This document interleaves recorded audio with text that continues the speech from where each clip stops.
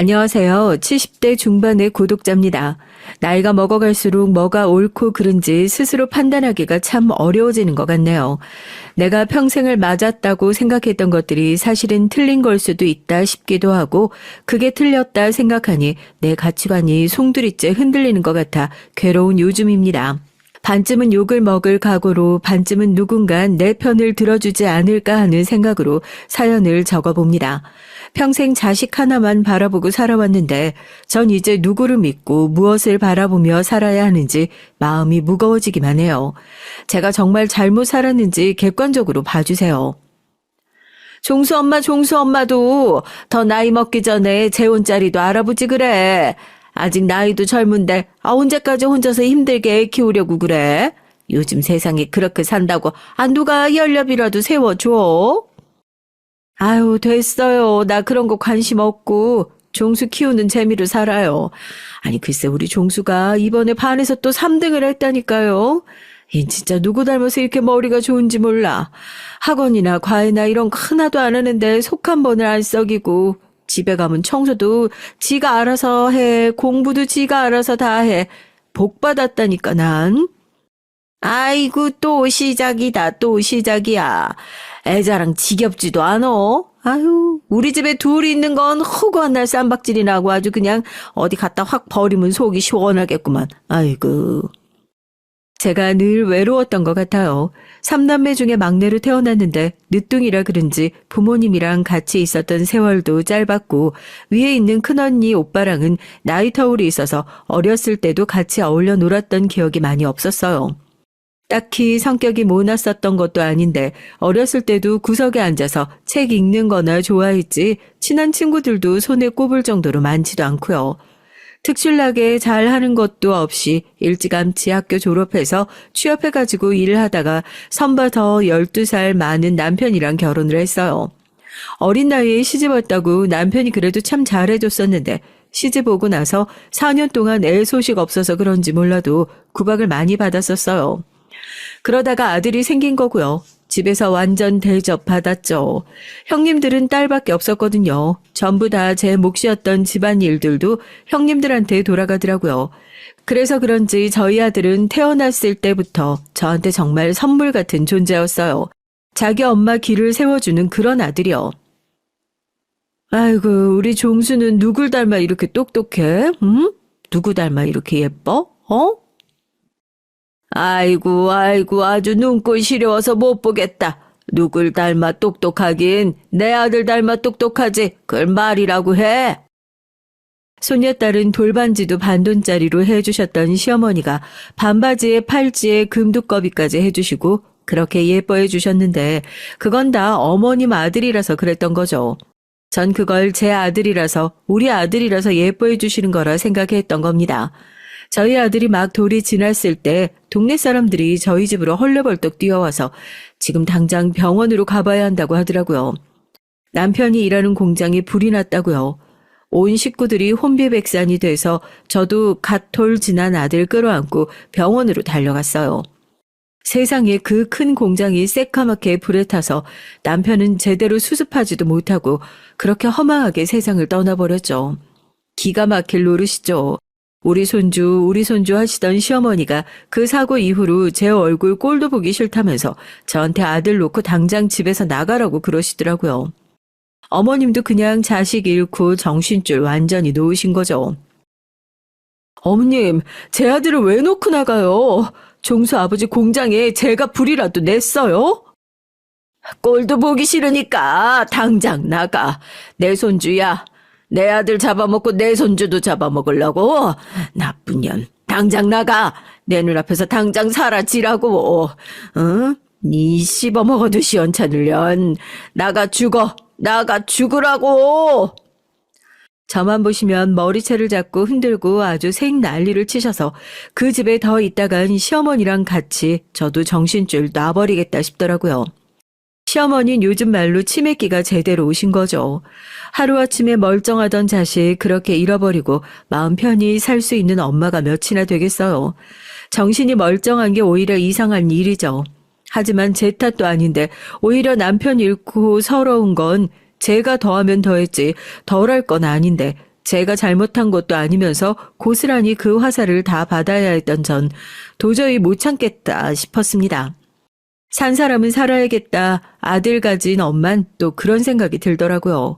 몇 날 며칠을 고민하다가 식구들 다 자는 새벽에 애 안 깨게 앞으로 끌어안고 맨발로 시댁을 뛰쳐나왔어요. 혹시 누가 쫓아올까 싶어가지고 진보다리도 대충 싸들고 신발도 손에 들고 도망가는데 누가 어깨를 덥석 잡아서 난 이제 죽었구나 하고 애 끌어안고 확 주저앉았는데 따라 나온 큰형님이 제 손에 차마 못 들고 나왔던 돌반지랑 형님이 받았던 반돈짜리 돌반지까지 쥐어주시더라고요. 동선 어머님처럼 자식 키우지 마라. 발 다치니까 신발 신고 가고 어머님 잠들어서 안 쫓아와. 형님, 감사해요. 정말 감사해요. 제 손 꼭 붙들고 시어머니처럼 자식 키우지 말라던 큰형님의 말이 왜 지금에 와서야 생각이 날까요? 그렇게 전 그날로 집을 나와서 혼자서 아들을 키우게 됐어요. 그 전까지 참 편하게 살았던 것이 실감나더라고요. 돌반지를 다 팔고 나서 새빵살이를 하며 생계와 육아를 동시에 책임지는 고난한 나날들이 이어졌습니다. 혹시라도 친정에 돌아갔다가 시어머니가 저와 아들을 찾으러 올까 싶어 친정 근처인 발도 들이지 않았고 언니와 오빠에게 손을 벌리긴 했지만 다들 형편이 여의치 않아서 한두 번 도움 주군 아쉬운 소리 하고 오히려 그걸 계기로 인연 끊어버리고 말았죠. 애 등에 업고 나가서 일을 하려니까 그것도 눈치가 보이는데 그래도 착한 아들이 엄마 일하는 동안엔 많이 보채지도 않고 울지도 않고 손가락만 빨고 순하게 잠만 자주고 그랬네요. 아들을 위해 밤낮으로 안 해본 일이 없었습니다. 집착이라고 해도 할 말이 없지만 잠시라도 눈을 떼면 누가 아들을 데리고 가버릴까 봐 무서웠어요. 식당, 찜질방, 청소, 집에서 하는 부업 5만 가지 일을 하면서도 아들과 잠시도 떨어지지 않으려고 노력했습니다. 그렇게 하나밖에 없는 아들도 제 기대를 저버리지 않고 한 번도 엇나간 적이 없이 제 엄마밖에 모르는 효자로 자라주어 고마울 따름이었죠. 아들이 그 여자애를 만나기 전까지 말입니다. 아들, 대학 생활은 어때? 엄마 너 가고 나니까 너무 쓸쓸하고 적적하고 그러네. 그래도 하루에 한 번씩은 전화할 거지? 이번 주 집에 한번 내려와. 엄마랑 데이트 좀 하자. 야, 박종수, 누구랑 통화하냐? 수업 안 갈 거야? 엄마, 내가 나중에 다시 전화할게. 미소 같이 가. 아들이 동네에서도 별명이 엄마 껌딱지였어요. 어렸을 때야 제가 맨날 아들 데리고 일을 나가니까 어쩔 수 없이 붙어 있을 수밖에 없었지만 조금 크고 나서도 어디 수학여행을 다녀와서도 자기 엄마 선물부터 사가지고 오고 하루에도 3통 4통씩 안부 전화를 하고 세상에 저렇게 살가운 아들이 어디 있냐고 주변 사람들이 다 부러워할 정도였죠. 남들 다 겪는 사춘기도 저희 아들은 없었거든요. 그런데 애가 대학에 들어가고 나서부터 슬쩍 변하기 시작하더라고요. 자식이 크면 품 안에서 떠나는 거야 당연한 일인데 마음이 편치가 않았던 것이 언제부터인가 아들한테 전화를 하면 수화기 너머에서 자꾸 들려오는 미소라는 이름 때문이었어요. 전화를 걸 때마다 주변에서 여자의 목소리가 들리는 것 같은데 아들이 미소야 미소야 하고 친근하게 부르는 게 여자친구인가 싶더라고요. 엄마니까 궁금하긴 한데 얘가 먼저 말을 해주는 성격도 아니어서 제가 아들한테 따로 얘기는 안 하고 서울에 한번 올라갔어요. 아들 대학 다니고 있을 때요. 반찬도 채워주고 청소도 해줘야겠다 싶어서요. 얘가 비밀번호를 바꿨나? 그때 처음에 입주했을 때 비밀번호가 지 생일인가 그랬는데? 어머, 뭐야? 물론 저도 잘못하긴 했죠. 아들한테 말도 없이 올라가긴 했으니까요. 아들 처음에 원룸 입주했을 때 비밀번호를 찍었더니 그 뒤에 한 번도 바꾼 적이 없는지 문이 쉽게 열리더라고요. 평소에 수업 들어가 있는 시간이라 당연히 집에 아무도 없겠거니 하고 반찬 채워주고 청소해주고 가야겠다 했는데 화장실에서 어떤 여자애가 양치를 하다 말고 눈을 동그랗게 뜨고 놀란 눈으로 저와 눈이 마주친 겁니다. 누구세요? 예. 너야말로 누구니? 누군데 우리 종수 집에서 양치질을 하고 있어? 기가 막혀서 정말. 저 종수 여자친구인데요? 정말 좋을래야 좋을 수가 없는 첫인상이었죠. 내가 종수 엄마다 얘기를 하니까 그제서야 고개를 꾸벅 숙이면서 인사를 하는데 어째 애가 놀란 눈치도 아니고 그렇다고 죄송스러워하는 것도 아니고 요즘 애들은 다 저런가 싶어서 기가 막히더라고요. 아들한테 전화해서 당장 집으로 와라. 지금 이게 무슨 상황이냐 했더니 수업도 다 못 듣고 집으로 달려온 아들은 도리어 저한테 화를 내는 게 아니겠어요. 전 그게 더 충격이었습니다. 아들이 세상에서 태어나서 처음으로 저한테 화를 낸 거였거든요. 공부하라고 방아도 줬더니 여기다가 아주 살림을 차렸어. 이봐요 학생. 학생네 부모님은 여기서 이러고 지내는 거 아셔? 여자애가 남자의 집에서 양치하다가 부모님이랑 마주쳤으며 뭐 부끄러워하고 죄송하다 그런 소리 한마디 없이 어떻게 그렇게 당당할 수가 있어? 제가 무슨 나쁜 짓을 하다 들킨 것도 아니고 왜 여기서 저희 부모님 말씀을 하시는지 모르겠네요. 제가 뭐가 부끄럽고 죄송해야 하는지도 모르겠고. 엄마의 말로 지금 무슨 짓이야? 내가 언제 엄마한테 비밀번호 알려준 적 있어? 얜 내가 비밀번호 알려줘서 들어와 있었던 거고 지금 엄마야말로 내 허락도 없이 맘대로 집에 들어온 거잖아요. 종수야, 여기 네 집이잖아. 엄마가 네 집에도 마음대로 못 와? 너 지금 무슨 소리 하는 거야? 오히려 제 앞에서 당당하게 며느리의 편을 드는 아들의 모습에 무안함을 감출 수가 없었습니다. 꼭 둘이 편을 먹고 절 공격하는 것 같은 느낌이었다고 할까요? 그때 처음으로 며느리를 소개받게 됐습니다. 그땐 그냥 잠깐 만나고 마는 아들의 여자친구 정도라고 생각했죠. 옷차림새도 그렇고 마음에 드는 구석이라곤 하나도 없었거든요. 치마도 짧고 화장도 진하고 저렇게 하고 다니면서 공부나 제대로 하나 싶었는데 아들 얘기를 들어보니까 아들보다 성적은 더 좋다고 그러더라고요. 부모님이 두 분 다 외국에 사시고 어렸을 때부터 외국에서 유학을 해가지고 성격이 워낙 자유분방하다 얘긴 들었는데 하는 행동을 보니까 딱 자유분방한 태가 난다 싶었죠.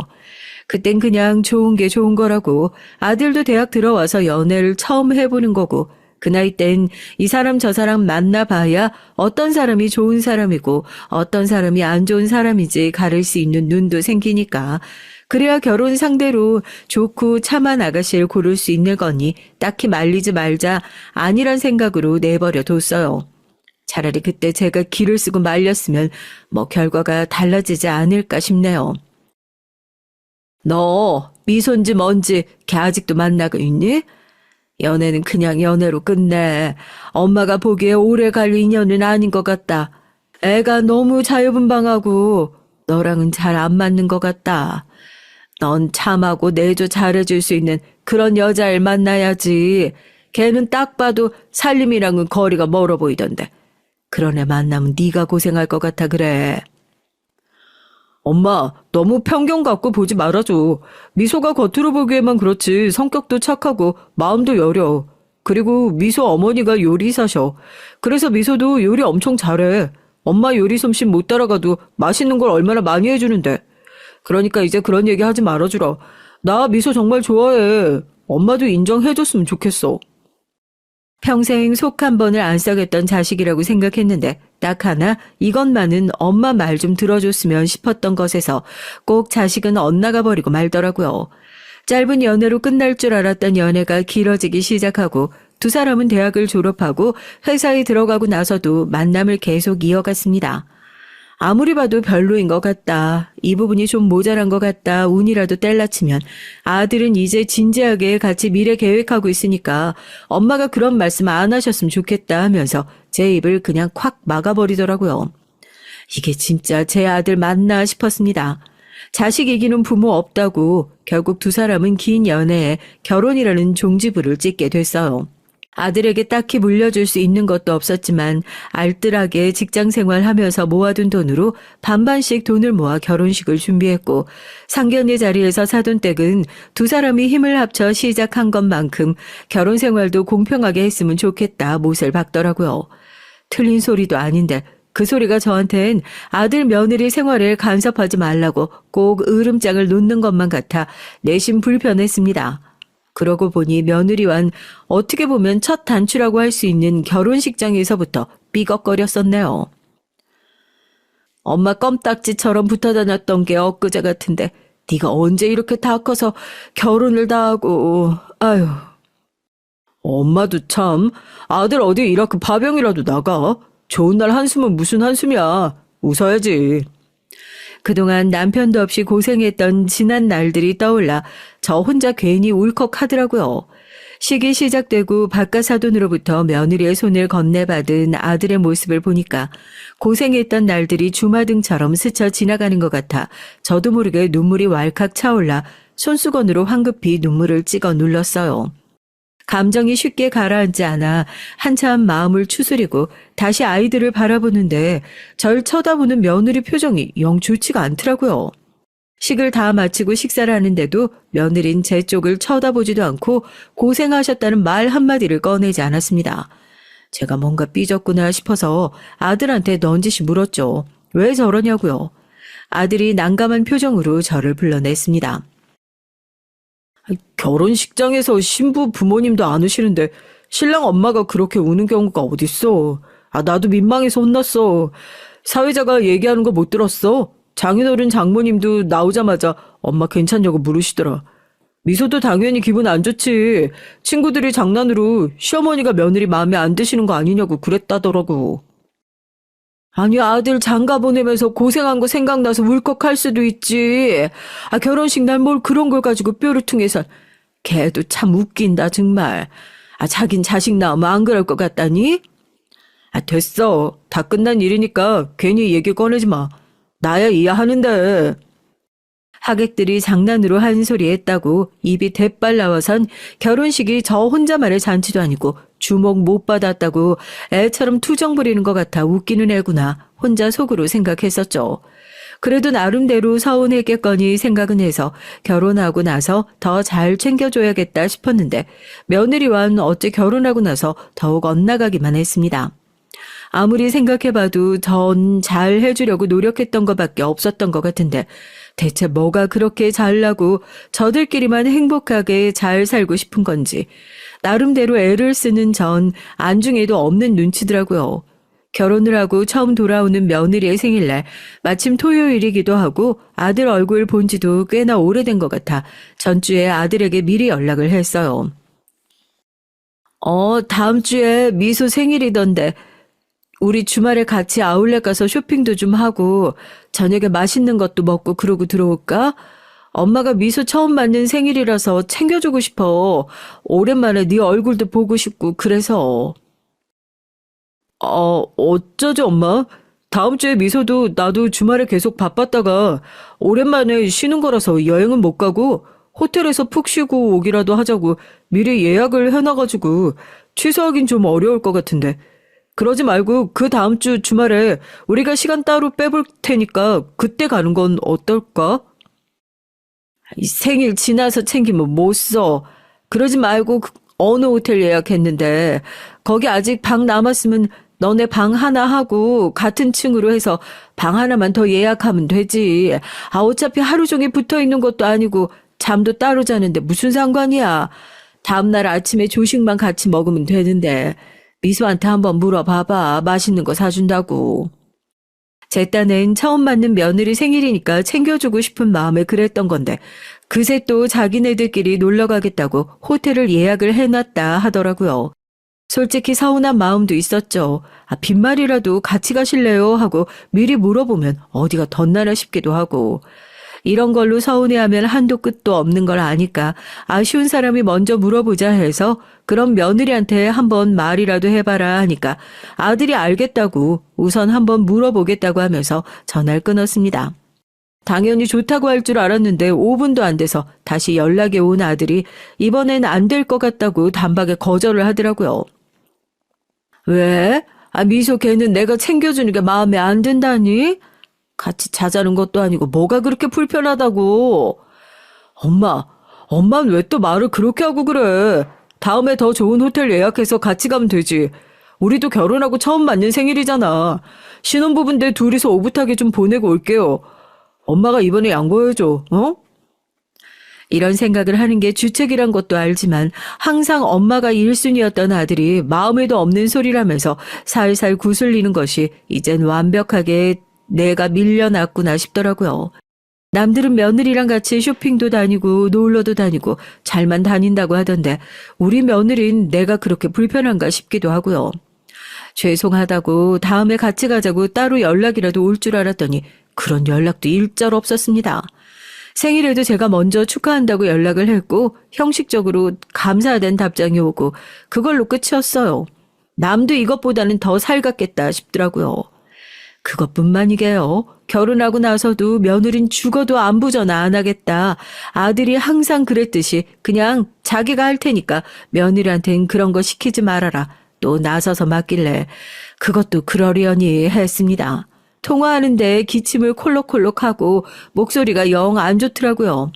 어렸을 때부터 감기 한번 걸리면 몇 주씩 고생을 했던 애라서 걱정스러운 마음에 얼른 아들네로 달려갔죠.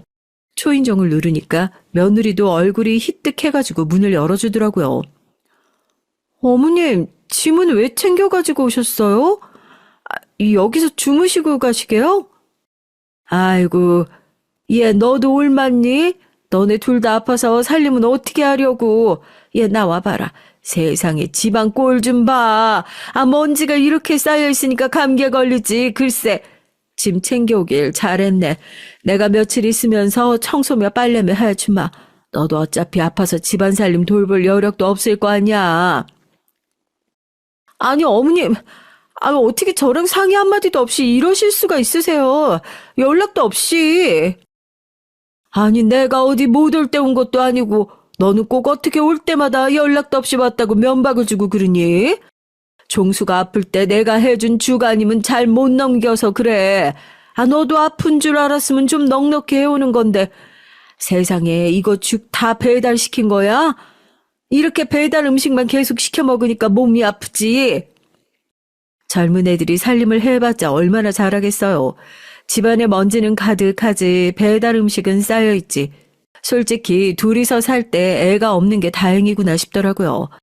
뭐 앉으셔라, 짐은 여기다 놓으셔라 이렇게 다정하게 말 한마디 하는 법이 없이 한숨을 푹푹 쉬면서 어떻게 오셨냐, 왜 연락도 없이 오셨냐, 이마 짚고 무슨 못 올 곳이라도 온 사람 취급을 하는데 한 번도 아들 집에 기분 좋게 간 적이 없었다니까요.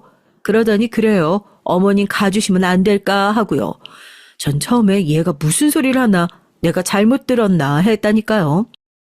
제가 진짜 몸이 너무 안 좋아서 그래요. 제가 택시 불러드릴게요. 오늘 이만 가주세요. 그래, 너 몸 안 좋은 거 안다니까. 그래서 내가 살림이라도 도와주려고 온 거 아니야. 어머님, 저 살림 도와달라고 부탁드린 적 없다고요. 당신 지금 뭐 하는 거야? 왜 어머니한테 소리 지르고 그래? 제발, 그럼 당신이 갈래? 나 좀 내버려 두라고. 당신이 그럼 어머니 모시고 가라. 너 지금 시어머니 앞에서 어디다 대고 소리를 질러? 이게 누구 집인데 어디서 나가라 말아야? 나갈 거면 네가 나가야지. 어디 남편한테 나가라 말아 건방지게. 어머님 집이에요? 여기 제 집이에요. 제 집에서 제 남편 나가라고 하는데 어머님이 무슨? 저도 열이 확 받아 순간 며느리 뺨을 확 올려붙였고 공기가 싸하게 얼어붙었어요. 미안하다고 사과를 해야 하는데 너무 순식간에 벌어진 일이어가지고 저도 사과를 할 타이밍을 놓쳤죠. 며느린 바닥에 주저앉아 엉엉 울기 시작했고 전 너무 당황해서 짐가방을 들고 그냥 내가 가겠다고 하고 먼저 자리를 떴습니다. 문을 닫자마자 확 서럽더라고요. 아들네 집에 와서도 이렇게 마음 편히 있을 수가 없고 문전박대를 당해야 하나 싶고 굴러들어온 돌이 박힌 돌을 빼낸다고 제가 꼭 톡하고 튕겨나온 돌 신세가 되어버린 것 같았죠. 문을 닫자마자 두 사람이 싸우는 소리가 문 바깥까지 들렸습니다. 아들이 급하게 문을 열고 나와 택시를 잡아주더라고요. 어머니, 그리고 당분간은 집에 오지 마세요. 제가 정리를 좀 할 게 있어서 그래요. 정리 다 되면 그때 다시 찾아뵙고 연락드릴게요. 사연으로 다 못 옮겨서 그렇지 며느리랑 정말 자잘자잘하게 십수번을 싸운 것 같아요. 정말 말도 안 되는 이유들 때문이었죠. 제가 보기엔 예민한 며느리 기질 탓이었던 것 같아요. 가족이면 다들 이러고 사는데 아들과 제 사이가 유난스럽다 매도하면서 오히려 아들과 제 사이를 이간질하는 걸 같은 느낌도 받았고요. 그때 그 몸살 사건으로 아주 뻥하고 터져버렸죠. 집에 돌아와가지고 미안하다고 문자를 썼다가 지웠다가 썼다가 지웠다가 먼저 소리를 지른 건 쟤인데 내가 또 먼저 사과하는 게 맞나 싶어서 그냥 그대로 잠에 들었습니다. 그리고 다음날 아들이 집으로 찾아와 내민 건 이혼 서류였어요. 펄쩍 뛸 일이었죠. 고작 뺨 한 대 맞았다고 이혼이라뇨. 미소 걔 당장 오라고 해라. 이혼은 무슨 이혼이야? 누구 아들을 이혼남을 만들어? 엄마 고소하겠다고 한 거 합의금 주고 겨우 서류 받아온 거예요. 그냥 적당히 타협하세요 이제. 나도 미소랑 엄마랑 매일같이 싸우는 거 보고 있는 거 이제 지긋지긋해. 그냥 여기서 끝내는 게 서로 위해서도 맞는 것 같아요. 이혼할 거고 갈라서기로 했으니까 엄마도 그런 줄 아세요. 지친 얼굴로 저에게 이혼을 통보하는 아들의 모습을 보니까 죄책감이 밀려왔습니다. 내가 그때 며느리의 뺨을 때리지만 않았더라도 그 상황까진 안 오지 않았을까 싶기도 하고 한편으론 지긋지긋하게 맞지 않았던 며느리와의 인연을 차라리 내가 그 뺨 한 대로 잘 끊어버린 것이 아닌가 싶기도 했고요. 연애도 오래 했고 결혼 생활도 오래 했던 아들이 이혼 후에 심란해하고 괴로워하면 어떻게 하나 오로지 걱정이라곤 그거 하나뿐이었는데 생각보다 차분해 보이는 모습에 오히려 저도 한시름 덜었습니다. 이혼했는데 그냥 집에 들어와서 지내지 그래. 혼자서 밥은 잘 챙겨 먹고 있는 거야? 괜찮아요. 집도 정리해야 되고 회사 일도 많아서 여기서 지내는 게 편해요. 연락드릴게요. 여태 아들 얼굴 못 보고 산 게 며느리 탓인 줄 알았는데 이혼을 해도 얼굴 보기 힘든 건 마찬가지더라고요. 그렇게 아들의 이혼 후 전 점점 더 아들과 서먹한 사이 거의 짝사랑에 가까운 수준으로 지내고 있었습니다. 아무리 그래도 남자는 혼자 오래 살면 안 좋다는 생각이 들어서 어디 괜찮은 재혼자리라도 알아봐야 하나 하고 있었는데 우연히 아들네 집에 갔다가 차에서 아들과 함께 내리는 한 여자를 보게 됐어요. 처음엔 이혼한 며느리와 하도 닮아서 두 사람이 다시 만나는 건가 싶었는데 비슷하게 생긴 다른 여자더라고요. 연락도 없이 여긴 또 어쩐 일이세요? 아니, 난 잠깐 요 앞에 지나갈 일이 있어가지고 너 생각나서 마침 딱 연락하려던 참이었는데 옆엔 누구시니? 한 번도 못 뵀던 분인데. 안녕하세요. 말씀 많이 들었어요. 저 종수 씨 직장 동료예요. 전해드릴 게 있어서 잠깐 만났는데 어머니시죠? 종수 씨가 어머니 닮아서 동안이시구나. 전 며느리랑 얼굴은 비슷하게 생겼다 했는데 성격도 사근사근하고 싹싹한 게 영 딴판이더라고요. 아들도 처음엔 당황한 눈치더니 직장 동료라고 소개하고 두 사람이 그냥 동료인 느낌은 아니더라고요.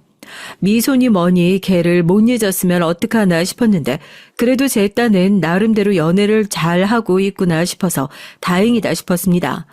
또 아들 얘기를 들어보니까 그쪽도 돌싱이라고 하더라고요. 완전 제 짝이다 싶더라고요.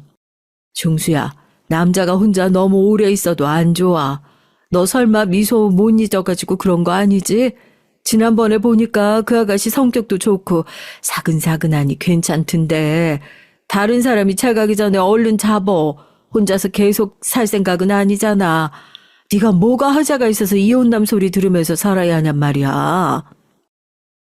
재혼이야 몇 번이든 할 수 있지만 엄마. 근데 나도 무서워서 그래요. 지난번처럼 또 말도 안 되는 이유로 이혼할까 봐. 재혼했는데 엄마랑 사이 안 좋아서 또 이혼하고 아무 때나 불쑥불쑥 찾아와서 스트레스 받아하고 그러면 나 이번에 정말 못 견딜 것 같아서 그래요. 아유, 얜 또 왜 다 지나간 얘기를 꺼내가지고 그래. 그 엄마가 잘못한 것도 있지만 미소 걔도 성격이 오죽 특이하냐고 특이하길. 이번에 너 다시 결혼만 해봐라. 내가 또 그러면 사람이 아니지. 또 그러면 정말로 이 손에 장을 지지 마, 장을 지져. 어떤 엄마라도 그렇게 대답했을 겁니다. 아들이 재혼을 망설이는 이유가 자기 때문이라는데요. 네가 재혼만 하면 원하는 건 뭐든지 다 들어주마. 며느리랑 다투고 그런 일 절대 없게 하마. 아주 신신당부를 하고 아들이랑 약속 아닌 약속들을 하고 그렇게 아주 아들을 어르고 달래고 난리를 피웠다니까요. 그래도 식구들끼리 만나서 다 같이 모아놓고 밥이라도 한 끼 먹고 조촐하게 식이라도 올리는 게 어떻겠냐 얘기를 했는데 아들은 이미 둘 다 갔다 온 결혼식 그렇게 유난 떨고 싶지도 않고 혼인신고나 하고 조용히 집에서 같이 살고 싶다는 뜻을 밝혔고 혹시라도 아들 마음을 뭔가 상하게 할까 싶어서 그럼 너 원하는 대로 알아서 해라 그랬습니다. 어쨌든 아들의 첫 번째 이혼에 제 탓이 아예 없다고 할 수 없으니까요. 저도 아들 눈치를 안 볼 수가 없게 되더라고요.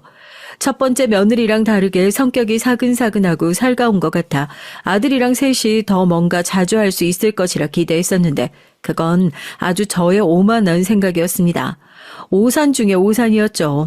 이건 뭐 얼굴만 웃는 낯이었지 아주 제 머리 꼭대기에 있는 애였다니까요. 주변 사람들이 오죽하면 저한테 임자 한번 제대로 만났다고 할 정도로 새 며느린 저한테 선을 그어놓고 절대 곁을 내주지 않는 애였어요.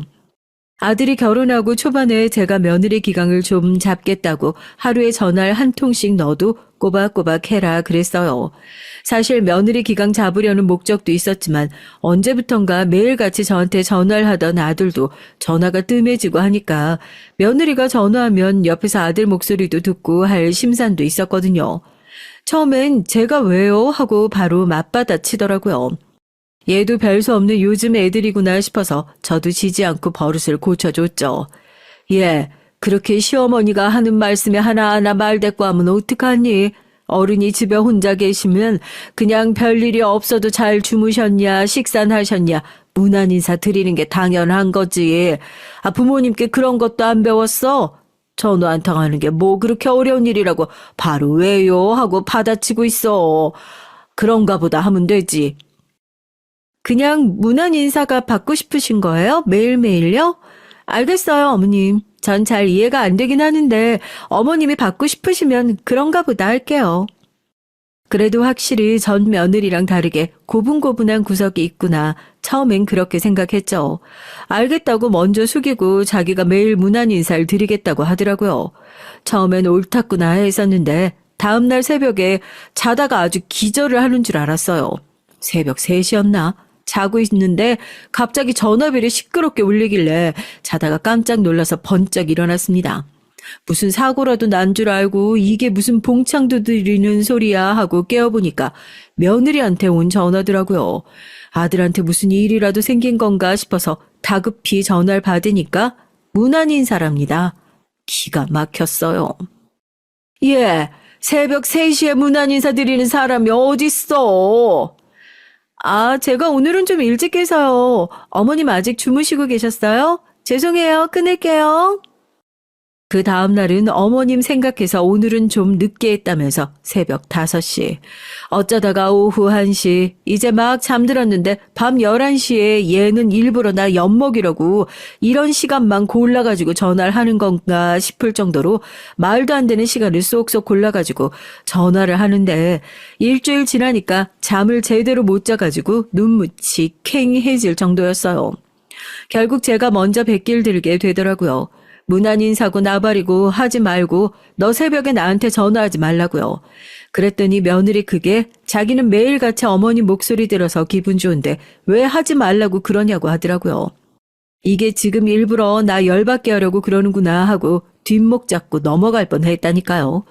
뛰는 놈 위에 나는 놈이 있다고 얘는 내 속을 훤히 들여다보나 싶을 정도로 어쩜 이렇게 미운 짓만 쏙쏙 골라가지고 하는지요. 둘이서 외식을 자주 나가본 것도 아니지만 외식을 나가면 저도 모르게 아들 앞에 반찬 그릇을 밀어주게 되는데 자기가 불편하다면서 얌체같이 아들이랑 자리를 쏙 바꿔 앉아서 절 벙찌게 만들질 않나. 대놓고 저한테 근데 왜 이 사람 앞에만 반찬을 죄다 몰아주세요? 균형 감각에 문제 있으신가 보다. 그거 병원 가셔야 돼요. 이런 소리를 해서 아들 눈치를 보게 만들질 않나. 오히려 제가 며느리 눈치를 보게 만들더라니까요. 더군다나 가장 큰 문제는 아들이었습니다. 재혼 후에 며느리랑 무슨 재미가 얼마나 좋은 건지 몰라도 자기 집에 딱 붙어선 집에 한번 내려올 생각을 안 해요. 매일같이 하던 안부 전화도 이혼하고 난 이후엔 뚝 끊겼는데 대체 뭘 하고 사는 건지 제가 먼저 전화를 걸어봐도 형식적인 얘기를 하고 10분이 되지 않아 끊어버리기 일쑤였고 아무리 지 엄마한테 마음의 앙금이 남아있기로써니 부모 자식 간에 겨우 여자 하나 때문에 이렇게 척을 지고 살아가는 것이 맞나 싶더라고요. 아들, 요즘 왜 이렇게 통 연락이 없어? 집에 정말 좋은 두릅이 들어왔는데 너 두릅 데친 거 좋아하잖아. 둘 다 바쁘니까 엄마가 두릅이랑 뭐랑 좀 해가지고 반찬 좀 싸서 집으로 가져다 줄까? 뭐 오래 있다가 가지도 않고 그냥 딱 반찬만 주고 갈게, 반찬만. 됐어. 집에서도 잘 먹고 지내는데 내가 혹시나 해서 얘기하는 거지만 또 지난번처럼 말도 없이 반찬 가져다 주겠다는 핑계로 연락도 안 하고 무작정 집에 찾아오지 마. 지난번엔 그냥 그러려니 했지만 이번엔 정말 가만히 안 있을 거야. 엄마, 그거 진짜 잘못된 거야. 알고 있지? 얘, 넌 또 무슨 말을 그렇게 섭섭하게 하니? 오며가며 들릴 수도 있는 거지, 참.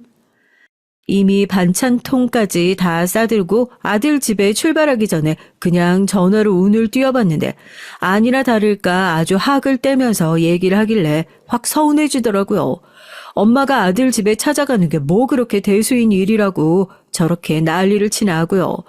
재혼 후에 연락도 잘 되지 않고 집에도 한번 통 안 와보는 것이 수상하다 싶어서 대체 어떤 꼴로 사는지 제 두 눈으로 확인해야겠다 싶어가지고 아들이 극구 만류했지만 반찬통을 싸들고 일어났어요. 지난번 며느리와의 통화로 얻은 것이 딱 하나 있거든요. 재택근무인가 뭐식인가 아들이랑 같이 회사를 다니는 며느리가 지금 재택근무를 한답시고 집에서 일을 하고 있다고요. 그러니 이 시간에 찾아가도 분명히 며느린 집에 있을 거다 싶어서 저도 나름대로 믿는 구석이 있어 그렇게 서울에 있는 아들 집에 혼자 찾아간 거였죠. 예, 나 지금 너네 집 앞에 왔는데 반찬을 좀 해가지고 와서 그러니까 문 좀 열어다오. 너 재택근무인가 뭔가 하느라 집에 있을 거 아니냐. 나 3분이면 올라간다. 문 열어놓고 있어.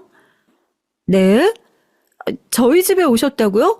아니, 연락도 미리 안 하시고 말도 없이 오시면 어떡해요. 종수 씨는 알고 있는 거예요? 어머님, 저 지금 집에 없어요. 그냥 반찬 문 앞에 두고 가세요. 종수한테 말하고 왔지 그럼. 그리고 반찬을 어떻게 문 앞에 두고 가. 요새 날씨 따뜻해서 반찬 문 앞에 놔두고 가면 이거 죄다 씌워버린다. 어디 멀리 나갔니? 문 앞에서 기다리마. 집 위에 올라가기 전에 그래도 미리 연락을 안 하고 왔다고 또 난리를 피울 게 뻔해서 며느리에게 전화를 걸었더니 집이 아니라며 문 앞에 반찬을 놓고 가라고 하더라고요. 평소엔 집에 잘만 붙어 있으시면서 시어머니가 왔다니까 집이 아니라고 하는 것이 어쩐지 거짓말 같기도 해서 일부러 그냥 반찬통을 가지고 문 앞까지 올라가 봤어요. 아니나 다를까 집이 아니라고 한 소리를 순 거짓말인 것 같더라고요. 아무도 없다는 집안에선 시끌시끌 말소리가 들렸으니까요. 여기 있다가 이따 다시 전화를 해보든지 해야겠다 싶어서 엘리베이터 쪽으로 가려는데 현관이 열리고 며느리가 나오더라고요. 언니 내가 이따가 연락할 테니까 어머님. 아이고 넌 내가 집에 오는 게 그렇게 싫으냐? 집에 없다고 하더니만 내가 집에 온다고 하니까 아주 급하게 어디 도망이라도 가는 모양이다. 기가 막혀서 나 원참 반찬만 좀 주고 간다니까 그게 뭐 그렇게 어렵다고. 그런데 뭔가 이상했어요. 며느린 집 안에 누군가에게 말을 하면서 나오는 느낌이었고 절 보자마자 화들짝 놀라면서 문을 확 닫더라고요. 오히려 저한테 큰 소리를 뻥뻥 치는 게 지금 집 안에 누굴 감춰놓고 있다는 생각이 확 들었습니다.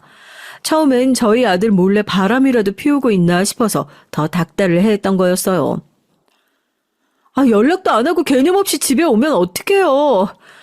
어머님 경우 없는 사람이란 건 진작에 알고 있었지만 진짜 어이가 없어서 반찬을 핑계죠. 그냥 집 쳐들어오고 싶어서 구실 만드시는 거 아니에요? 구실이고 나발이고 비켜봐. 너야말로 우리 아들 집에서 지금 다른 놈이랑 붙어먹고 있는 거 아니야? 당장 안 비켜? 나와 보라고. 아니 이게 다 무슨... 얘, 네가 어떻게 우리 집에 있어? 이게 무슨... 며느리가 제 집으로 못 들어가게 몸으로 막고 문전박대를 당하는 순간 이건 뭔가 있다, 집안에 누군가 있다, 쎄한 느낌이 들어 며느리를 밀치고 한바탕 난투극이 벌어졌어요. 일단 몸부터 우겨놓고 보잔 마음으로 며느리를 확 밀치고 현관문을 박차고 들어갔는데 아들 집에 들어가자마자 펼쳐진 광경에 전 경악할 수밖에 없었습니다. 제가 집 안에 들어가서 저와 눈이 마주쳤던 건 며느리와 바람난 남자도 아니요, 제 아들도 아니었습니다. 누구였는 줄 아세요? 바로 제 전 며느리 미소였어요. 며느리만 있으면 다행이게요. 며느리 품엔 돌도 안 지난 것 같은 애가 품에 안겨 빽빽 울고 있었습니다. 이게 대체 어떻게 된 일인가 싶더라고요. 며느리한테 연락을 받고 온 건지 아들이 급하게 집으로 뛰어들어왔고 전 뒷목 잡고 쓰러지기 일보 직전이었죠. 니들 둘 이혼한 거 아니었어? 아니 대체 어떻게 얘가 이 집에 있어? 또 얘는 또 누구 애고? 내가 다 설명할게. 우리 이혼 안 했어. 이혼한 척 한 거지. 이 사람이랑 나 재혼한 거 아니야. 여기 미소 동생이야. 내 처제라고. 엄마가 미소를 하도 못살게 굴고 들들 볶아서 이 방법밖에 없다 싶었던 거야. 이혼한 척하면 신경 좀 안 쓸까 싶어서. 이혼시켜놓은 건 엄만데 실컷 이혼하고 나니까 또 재혼하라고 난리더라. 처제가 애 봐주느라고 우리 집 왔다 갔다 하다가 엄마한테 오해받고 나니까 차라리 그럼 자기가 나랑 재혼하는 척 하겠다고. 다른 사람보다 자기가 그러는 게 낫지 않겠냐고. 그래서 지금 이 상황까지 온 거라고. 경악할 상황에 전 아무 말도 하지 못했습니다. 그러니까 두 사람은 애초에 이혼한 적이 없었던 거예요. 제 시집살이를 못 이겨서 며느리가 저한테 뺨을 맞은 날 저희 아들은 며느리한테 위장 이혼을 제안했고 그때부터 두 사람은 이혼한 척을 하고 서울에 새 집을 얻어 이렇게 살림을 계속 꾸려왔던 겁니다. 얼마 전에는 아이를 얻어 해외에 있느라고 결혼식 땐 참석하지 않아 제가 얼굴을 알지 못했던 사돈 아가씨가 한국으로 들어와 애를 봐주고 있었고 집에 들락날락하는 모습을 보면서 아들이 새로 만나는 아가씨구나 보기 좋게 오해를 했던 거죠. 나 한 번도 엄마 때문에 미소랑 이혼할 생각 해본 적 없어. 그건 지금도 마찬가지고 와이프랑 아이 그리고 엄마 중에 선택을 해야 한다고 하면 난 당연히 전자 선택할 거야. 이런 선택도 내 가족을 지키기 위해서 했던 선택이고 그러니까 더 이상 어떤 식으로든 내 가족들 인생에 개입할 생각하지 마세요. 아시겠어요? 네가 어떻게 엄마한테 그런 소리를 할 수가 있어? 엄마가 널 어떻게 키웠는데? 종수야, 엄마가 널 어떻게 키웠는데? 어떻게 여자 하나 때문에 네 애를 이렇게 감쪽같이 속이고 배신할 수가 있냔 말이야. 너 이거 천륜 배반하는 짓이다. 어떻게 내 자식이 그런 끔찍한 짓을 할 수가 있어.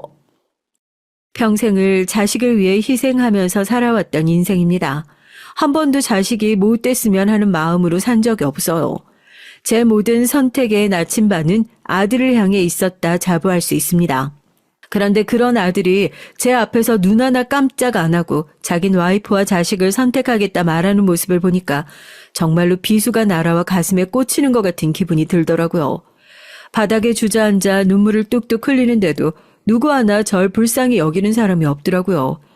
인생을 정말로 헛산 것만 같은 기분이었어요.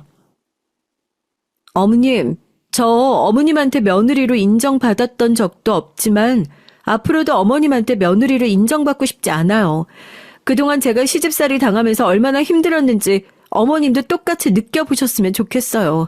어머님한테 제 손으로 손주 안겨드릴 일은 절대 없을 거니까 앞으로 다시 찾아오는 일 없었으면 좋겠어요. 정말로 그렇게 문전박대를 당했어요. 아들은 그 뒤로 연락 한 통이 없는 상황입니다.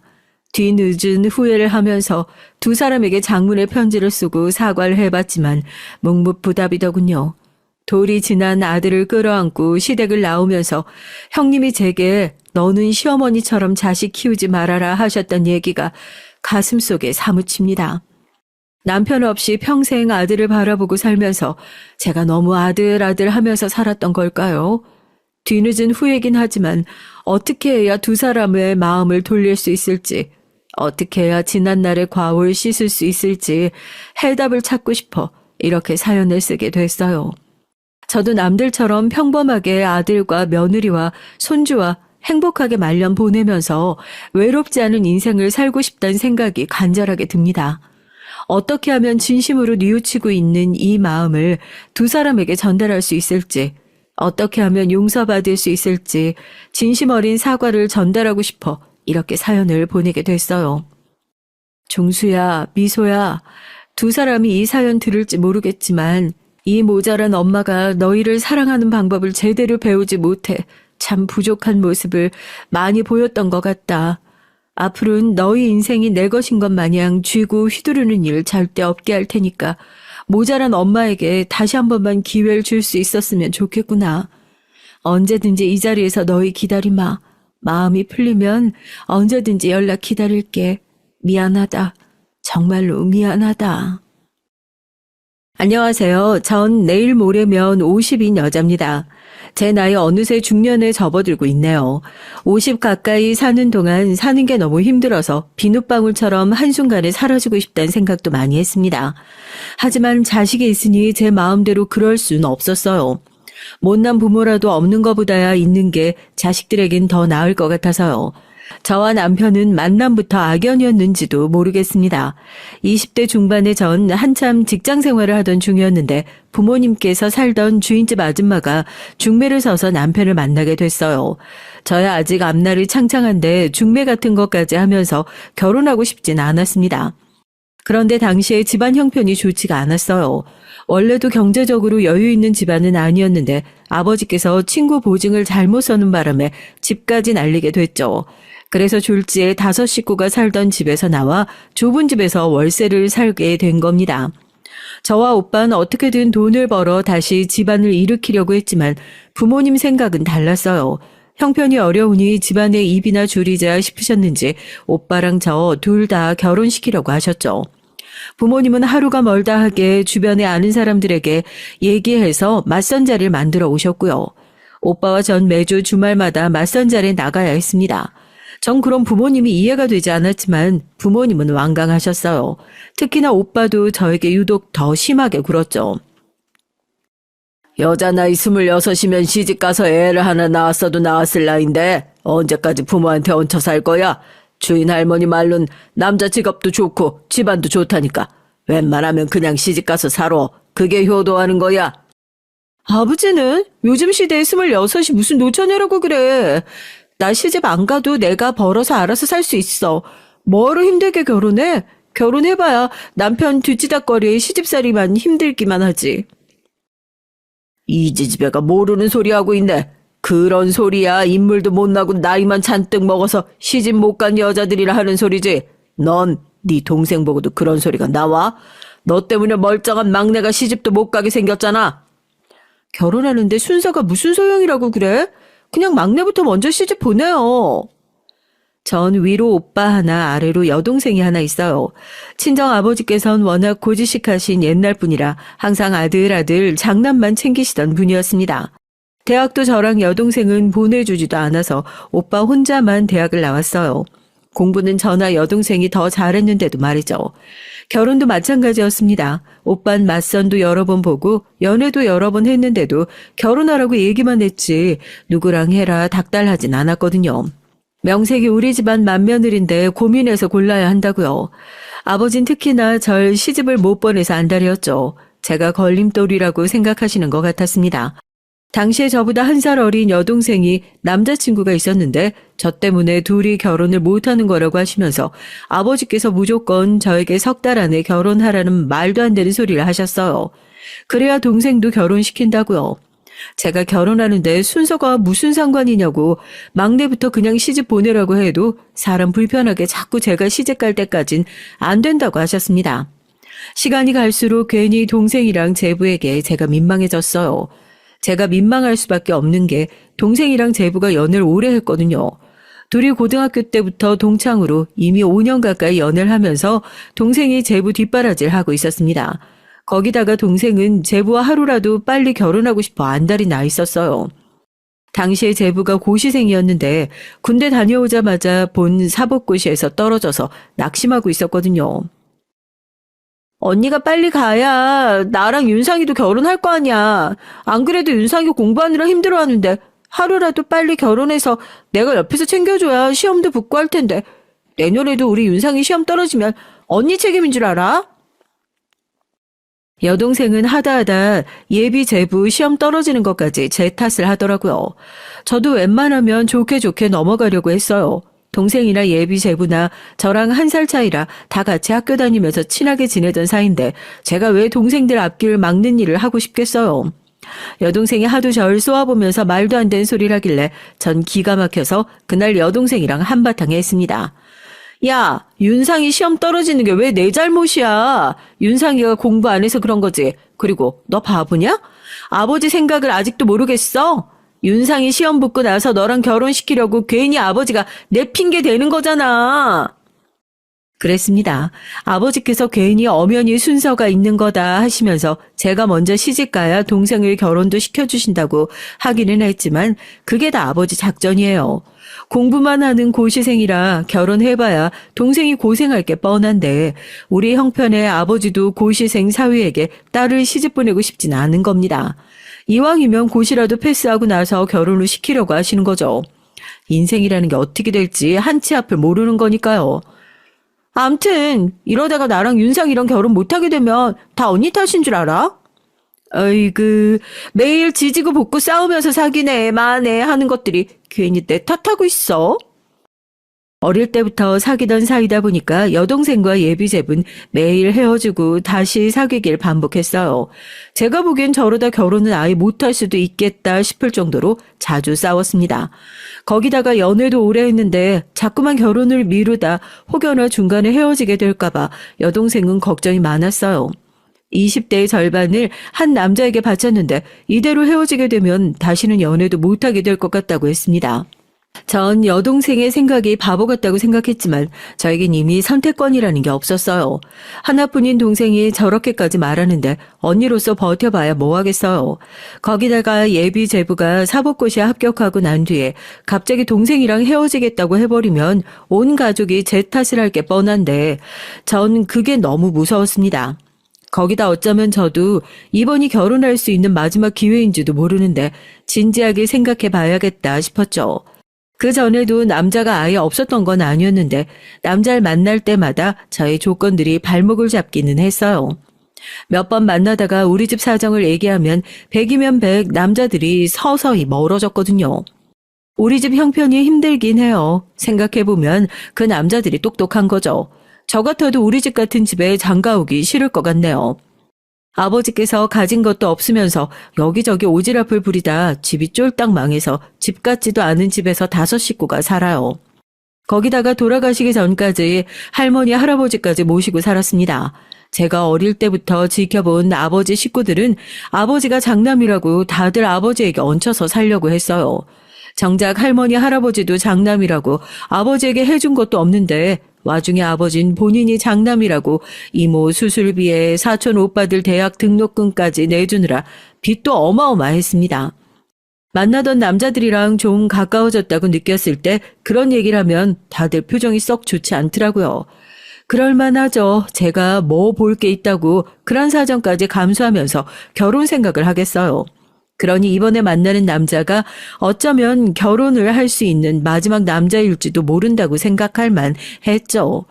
물론 외모도 그렇고 나이도 저보다 너무 많아서 마음에 들지 않았지만 제 사정상 그 남자가 제가 싫다고 하지 않으면 제가 마다할 자격이 없었습니다. 전 고졸에다가 직장도 변변치 않았는데 남자는 동사무소에서 일하고 집안도 좋다는데 제가 어떻게 마음에 안 든다는 소리를 할 수 있었겠어요. 더군다나 남편과 처음 만났을 때 남편이 저에게 했던 말이 있는데 전 그 말에 꽂히고 말았습니다. 제가 내년에 다른 지역으로 발령을 받아서 고향을 떠나야 돼요.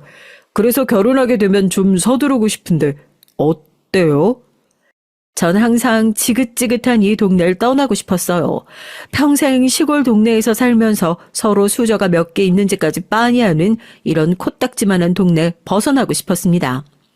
그런데 태어나 처음 보는 남자가 저에게 내년이면 본인이 다른 지역으로 발령이 나서 이 동네를 떠나야 하니 결혼을 좀 서두를 수 있냐입니다. 저도 그 순간에 왜 그런 생각을 했는지 모르겠지만 남편이 마치 구세주처럼 보였어요. 드디어 날 이 거지 같은 동네에서 구해줄 백마탄 왕자님이 나타난 건가 싶을 정도로요. 젊은 시절에 전 그 정도로 철이 없었어요. 평생 그렇게 고생을 하고도 결혼이 뭔지도 제대로 모르고 무작정 도시로 나갈 생각만 하면서 좋아했죠. 전 결국 남편과 결혼하기로 결심했습니다. 그런데 한 가지 걸리는 게 있었어요. 남편과 결혼하겠다고 날짜까지 다 잡은 상태였는데 상견례 날 하마터면 제 입으로 결혼을 안 하겠다고 할 뻔했어요. 세상도 참 좁지. 제가 고등학교 다닐 때 반에서 절 무지하게 괴롭히던 나쁜 년이 하나 있는데 글쎄 그 년이 남편 동생이더라고요. 그것도 하나밖에 없는 동생이요. 이름이 은영이라는 년인데 그 년이 이유도 없이 그냥 매일 절 놀리고 괴롭혔어요. 그냥 제가 키가 작고 피부가 하얀 게 마음에 안 든다고요. 매일 말도 안 되는 핑계로 제 물건을 뺏고 친구들과 어울리지 못하게 했습니다. 상견례 자리에서 은영이 년을 만나고 나서 전 진지하게 결혼을 고민했어요. 평생 잊히지 않을 상처를 준 년인데 그런 년이랑 어떻게 가족이 될 수 있을까 싶어서요. 더군다나 더 기가 막힌 건 은영이 그년의 태도였습니다. 학창시절 내내 지독하게 괴롭혔던 건 본인이면서 절 보자마자 오히려 본인이 더 기가 막혀 했어요. 와, 오빠 미쳤어? 쟤 고졸이야. 서울에서 대학까지 나온 오빠가 뭐가 아쉬워서 저런 별 볼 일 없는 애랑 결혼을 해? 어른들도 있는 자리에서 은영이 년은 저를 보자마자 삿대질을 하며 본인 오빠랑 안 어울린다고 소리를 쳤어요. 순식간에 제 얼굴이 빨갛게 달아올랐죠. 여자가 대학 나와봐야 뭐해. 괜히 아는 척이나 해서 남자 피곤하게 하지.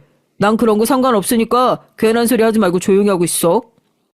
남편은 제 편을 든다고 한 소리인지 모르겠지만 사실 전 남편 말에 더 기분이 나빴습니다. 물론 남편이나 저나 둘이 연애를 한 사이도 아니고 소개로 만나서 결혼을 결정하긴 했지만 남편의 말투에서 왠지 전혀 애정이 느껴지질 않았어요. 우리 장난말이 맞다. 여자가 너무 많이 알아봐야 남편 피곤하게 하는 소리나 하지. 여자란 자고로 말수도 적고 얌전해야 데리고 살 맛이 있는 거야.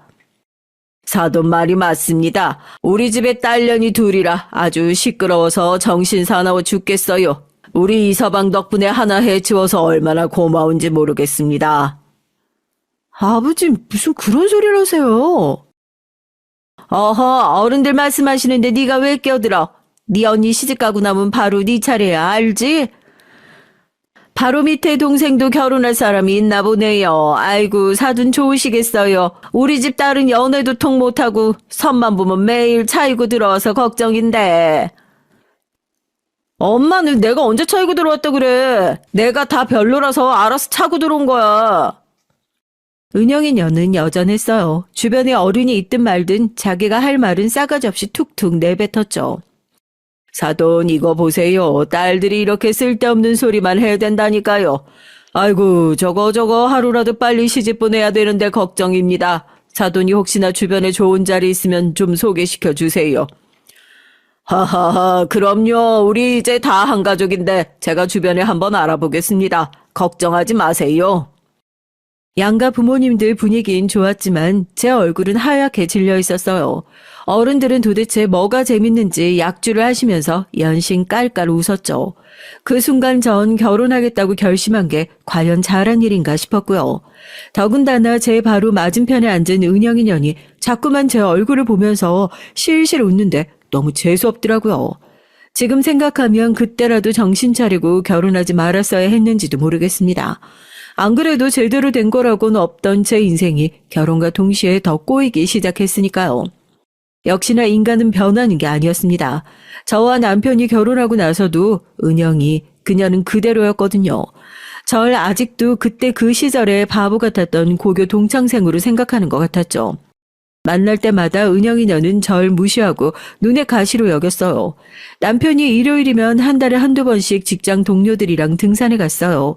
그런 날이면 저도 오랜만에 집에서 혼자 쉬고 싶은데 뜬금없이 신우이년이 집에 찾아와 시비를 걸기도 했습니다. 넌 결혼한 지가 언젠데 아직도 사람을 한번 초대를 안 하냐? 연락도 없이 다짜고짜 집에 쳐들어와서 말도 안 되는 소리를 해댔어요. 무엇보다 기분 나쁜 건 자꾸만 반말을 찍찍 해댔다는 겁니다.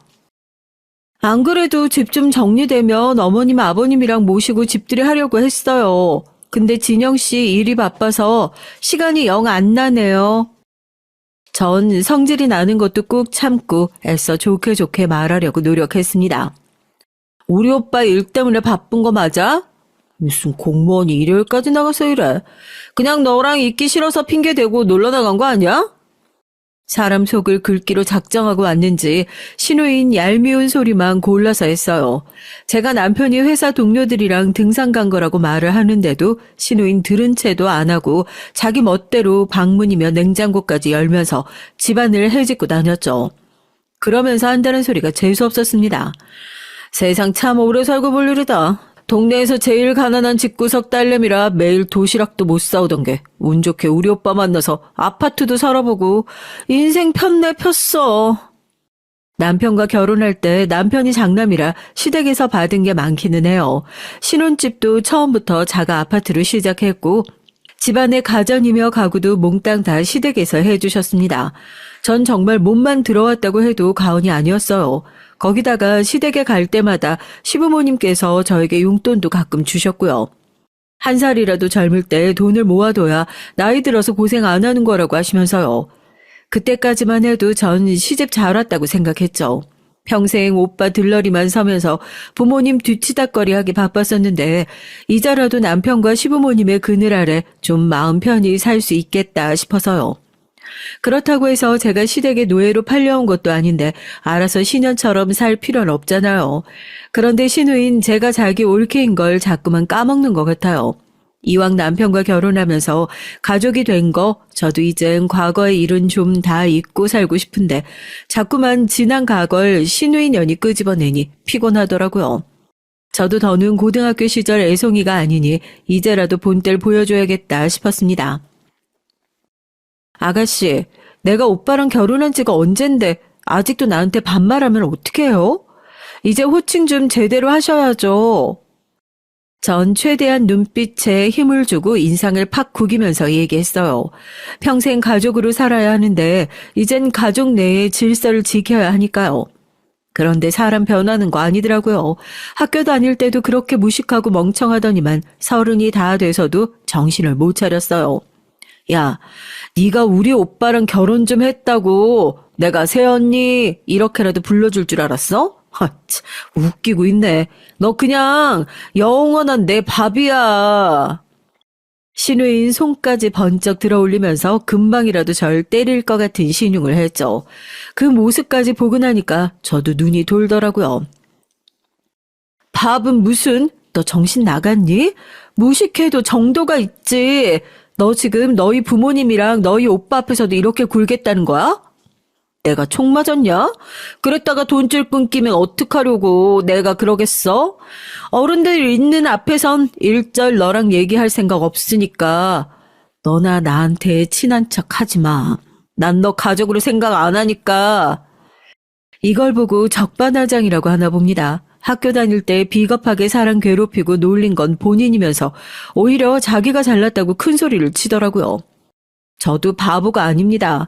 정신 나간 신우이년이 더 선을 넘기 전에 손을 봐줘야겠다 싶었어요.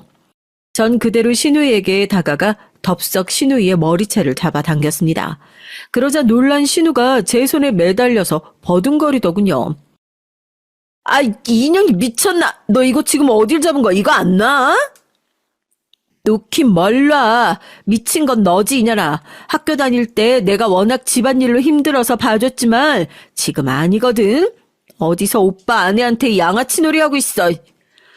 아, 이 미친년아. 너 돌았어? 너 내가 가만히 둘 것 같아? 내가 무슨 짓을 해서든 너랑 오빠랑 갈라놓을 거야. 네가 뭔데 나랑 내 남편을 갈라놔. 너같이 멍청한 년 말을 누가 믿겠냐? 저는 잡은 머리채를 빙빙 돌려 바닥으로 내리꽂았습니다. 지금까지 제가 이런 년을 뭐하러 봐주고 있었나 싶을 정도로 덩치만 컸지 힘도 없어서 제 손에 휙휙 매달리더군요. 그런데 그 순간 말도 안 되는 일이 벌어졌어요. 지금 내 집에서 둘 다 뭐 하는 거야? 이제 거의 다 끝났다 싶었던 순간에 하필이면 그때 남편이 나타난 거예요. 남편은 당장 눈앞에 벌어진 모습만 보고 놀라서 저와 머리끄댕이를 잡고 싸우고 있는 신우이를 동시에 쏘아봤습니다. 그때였어요. 신우인 이때다 싶었는지 눈물이 그렁그렁한 얼굴로 남편에게 달려들어 울먹였어요. 오빠, 새언니가 글쎄 나더러 옛날에 있었던 일 오빠한테 얘기하면 가만히 안 둔다고 갑자기 내 머리채 잡고 흔들었다니까. 신우이녀는 갑자기 저더러 새언니라고 부르면서까지 본인은 억울하다는 듯 울부짖었어요.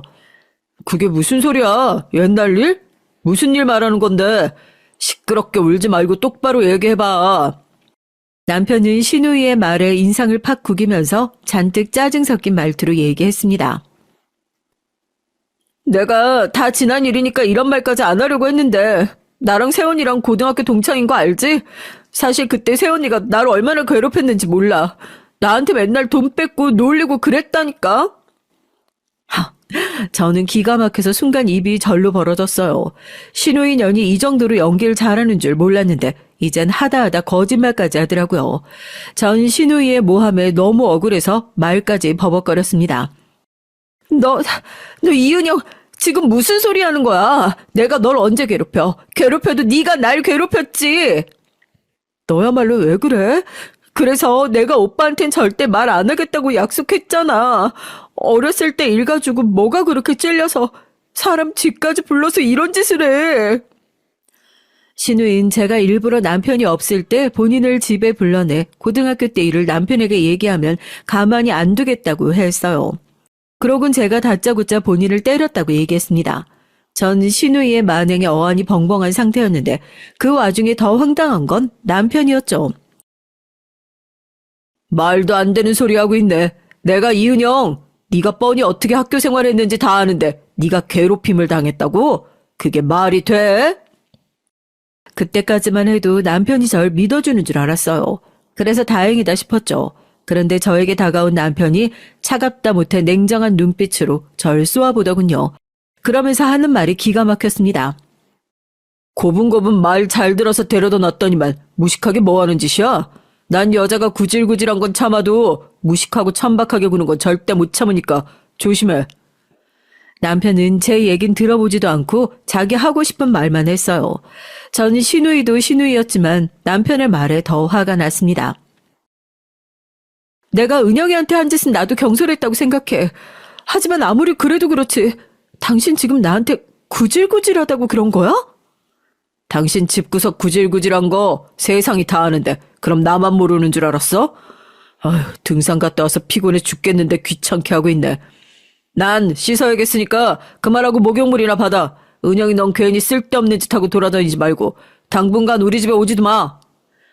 어쩌다가 일이 이런 식으로 흘러갔는지 모르겠어요. 남편은 저와 신우이가 싸우는 꼴을 보고도 다 귀찮다는 듯 방으로 들어가 버렸죠. 전 뭐 저런 사람이 다 있나 싶었습니다. 남편이라면 어쩌다 이런 상황까지 벌어지게 된 건지 자세히 묻기라도 해야 하는 거 아닌가요? 학교 다닐 때 둘 사이에 문제가 있다고 했는데도 신경 쓰고 싶지 않다는 투였어요. 그제서야 확실히 알겠더라고요. 제가 예상했던 대로 남편은 애정과 상관없이 저와 결혼한 거였죠. 그냥 나이가 찼고 결혼할 여자가 필요했는데 고분고분 말 잘 들은 것 같은 여자가 필요했던 겁니다. 그랬으니 저와 신우이의 관계도 전혀 관심이 없었던 거죠. 더군다나 지금까지 안 그런 척 하더니만 알게 모르게 저희 친정집을 무시하고 있었던 거고요. 그때였습니다. 바닥에 널브러져 있던 신우이가 갑자기 자리에서 벌떡 일어났어요. 그러더니 저에게 한단 소리가 기가 막혔습니다. 그러면 그렇지. 저 얼음장 같은 인간이 내가 괴롭힘 당했다고 해도 눈 하나 깜빡할 리가 없지. 아이고, 너 잘 들어. 우리 오빠 하는 짓 너도 봤지? 앞으로 우리 오빠 같은 인간이랑 사는 게 너한텐 어차피 지옥일 거다. 신우이는 악담을 혼자 질러놓곤 그대로 돌아갔습니다. 전 전생에 도대체 무슨 죄를 지었을까요? 무슨 죄를 지었길래 평생 이런 인간들만 만나서 팔자가 자꾸만 뒤틀리는지 모르겠습니다. 그런데 살다 보니 신우이가 한 소리가 무슨 소린지 알 것 같았어요. 남편은 제가 생각했던 것보다 훨씬 더 문제가 많은 사람이었습니다.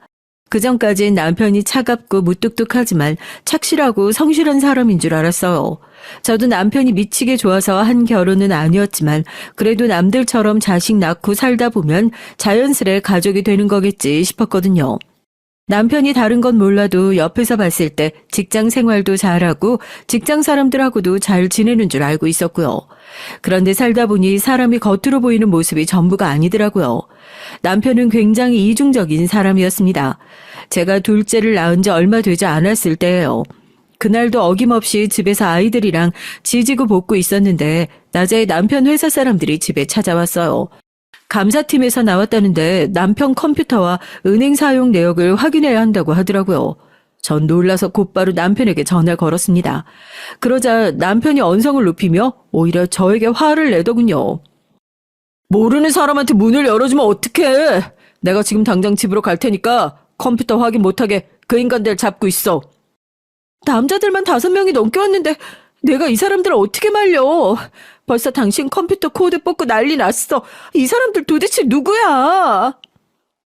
남편이 평소에도 화가 나면 저나 애들 앞에서 버럭버럭 하긴 했지만 그날은 더 화가 나서 언성을 마구 높였죠. 전 남편의 격앙된 목소리에 이게 보통 일이 아니긴 하구나 싶었습니다. 전 순간 겁이 덜컥 났어요. 그런데 보통 일이 아니긴 아니었어요. 그 일로 남편은 직장을 잃었습니다. 동사무소에서만 일하다가 작년에 구청으로 옮기면서 어깨가 으쓱해져서 다니더니만 결국은 대형 사고를 쳐서 잘렸어요. 알고 보니 이 인간이 공무원 일합시고 일하면서 이래저래 뇌물을 받았나 보더라고요. 남편이 근무하는 부서가 재건축 관련해서 시청에서도 중요한 부서였는데 같이 일하는 직원들이랑 작당하고 건설사 영업하는 사람들한테 돈이랑 접대를 받았나 보더라고요. 그게 걸려서 집에 감사실 직원들까지 온 겁니다. 그 일로 남편은 시청에서 잘리고 졸제 백수가 됐어요. 아무리 돈이 좋아도 그렇지. 겁도 없이 어떻게 그런 짓을 해? 생각해 놓은 건 있어? 앞으로 우리 어떻게 해? 애 키운다고 저도 회사를 그만둔 상태인데 남편까지 시청을 잘렸으니 앞으로 우리 네 식구 어떻게 먹고 살아야 하는 건가 싶어 앞이 까마득했어요. 그런데 남편은 본인이 잘못해서 벌어진 일인데도 뻔뻔하기까지 했어요. 내가 주변에 아는 사람이 얼마나 많은데 먹고 살 걱정을 해. 걱정하지 마. 지금이라도 당장 자기네 회사 들어와서 도와달라는 사람들 많아. 남편은 철박통이라는 공무원까지 잘려놓고 뭐가 그렇게 잘났는지 본인이 다 알아서 하겠다고 큰소리를 쳤죠. 그때까지만 해도 전 남편이 정말 알아서 할 거라고 기대했습니다. 그런데 아니더라고요. 남편은 말만 번지르르하게 할 뿐이지 실속이라고는 없었습니다. 물론 남편이 아무것도 안 하고 손을 놓고 있었던 건 아니에요. 시청에서 같이 잘린 동료들과 사업을 하겠다고 시부모님께 손을 벌려 도움을 받아 몇 달 바쁘게 다니더니만 결국은 그 동료들하고도 사이가 틀어져서 괜히 돈만 날리고 사업은 시작도 못했어요. 도대체 뭘 하고 다니는지, 뭐가 허가가 나네 안 나네, 함께 동업하기로 한 동료들이랑 매일 싸우는 것 같더라고요. 그뿐만이 아닙니다. 장사의 장자도 모르면서 시부모님을 설득해 고깃집을 하겠다고 또 몇 달을 정신없이 다녔죠. 그동안 전 모아둔 돈도 생활비로 다 써버려서 혼자 끙끙 앓고 있었습니다. 언제부턴가 남편이 생활비를 아예 주지 않았거든요. 전 버티다 더는 안 될 것 같아 남편에게 생활비가 없다고, 애 기저귀 살 돈도 없다고 말했습니다. 그러자 남편 표정이 획 변하더라고요. 인상을 구기면서 절 노려봤죠. 내가 놀아? 한다고 하는데 사정이 안 좋은 걸 어떡하라 그래. 나도 돈이라고는 담배 살 돈도 없다니까. 그 정도는 당신이 알아서 좀 해. 집에서 아무것도 안 하고 놀고 있으면서 어디서 기저귀 타령이야. 혼자 애 둘을 하루 종일 붙어서 보는데 남편은 저에게 집에서 놀고 먹는 사람 취급을 했어요. 매일 밖에 나가서 본인 볼일 본다고 집엔 일절 신경도 안 쓰면서 돈까지 안 주니 저로선 답이 없었습니다. 그때 절 도와준 사람이 바로 여동생이에요. 여동생은 제가 결혼하고 얼마 뒤에 바로 당시에 만나던 남자친구와 결혼했어요. 제부는 결혼한 해에 제부는 결혼한 해에 사법고시를 통과해서 현재 검사로 있습니다. 결혼할 땐 주변에서 다들 저에게 시집 잘 간 거라고 했지만 막상 살아보니 저보다 동생이 시집을 가도 훨씬 더 잘 간 거더라고요. 동생을 보면서 느낀 게 결혼은 무조건 연애에서 가는 게 맞는구나 싶어요. 둘이 함께 연애하면서 좋은 일, 나쁜 일 같이 겪다 보니까 결혼해서 살면서도 웬만한 힘든 일에 흔들리지 않고 서로 의지하면서 잘 살더라고요. 최근에 제부가 지방법원에 발령이 나서 동생이 혼자 있어요. 그러다 보니 저랑 자주 만납니다. 동생도 애가 둘이고 저도 아이들이 있다 보니 애들 데리고 동생이 우리 집에 자주 왔어요. 그러다 보니 자연스럽게 제가 어떤 꼴로 사는지 동생이 다 알게 됐죠. 남편이 절 어떻게 대하는지 동생은 웬만해서 다 알고 있었어요. 형부는 아무리 힘들어도 그렇지 생활비를 안 주면 도대체 애랑 어떻게 살려는 거야? 우리 유리 아빠는 집에는 안 들어와도 생활비는 꼬박꼬박 붙이는데. 그러게 말이다. 그 인간은 집에도 안 들어오는 주제에 돈도 안 주니 도대체 나더러 어떻게 살려는 건지 모르겠다. 당시 애들이 둘이나 있다 보니 돈 들어갈 때가 많았어요. 정말 숨만 쉬어도 나가는 돈이 어마어마했습니다. 그런 와중에 남편에게 얘기해도 들은 척도 안 하니 저로서는 어떻게 살아야 하나 답이 없었어요. 저나 동생이나 어려서부터 가난하게 자랐다 보니 성인이 돼선 돈 걱정만 안 하고 살면 좋겠다 싶었습니다. 그래서 애 낳기 전까지 직장 생활 열심히 해서 돈을 번 거기도 하고요. 그런데 애 둘 낳고 살다 보니 제 마음대로 되는 게 하나도 없더라고요. 남편이 돈을 못 벌어다 주면 나라도 나가서 벌어야 하는데 애들한테 묶여 있으니까 그것도 쉽지 않았고요. 친정이나 시댁이나 도와줄 사람이 없었거든요. 언니, 이거 내가 결혼 전에 모아놨던 돈인데 난 지금 당장 필요 없으니까 언니 급한데 써. 정말 얼마 안 되니까 안 갚아도 돼. 한동안 남편이 생활비를 안 준다고 하소연을 좀 했더니 동생이 마음에 걸렸나 봐요. 자기가 아가씨 때 모아둔 적금 통장을 저에게 건넸습니다. 당장 본인에겐 필요 없는 돈이니까 저에게 쓰라고 했어요. 전 괜찮다고 왜 이러냐고 한사코 거절을 했죠. 그러자 오히려 동생이 더 저에게 화를 내더군요. 언니, 사람 무한하게 왜 그래? 우리가 남도 아니고 형제인데 서로 힘들 때 도와줄 수도 있는 거지. 언닌 나 힘들면 안 도와줄 거야? 정말 얼마 안 되니까 그냥 써. 염치가 없는 거야 저도 잘 알지만 당시의 상황이 너무 힘들다 보니 저도 동생의 통장을 받았습니다.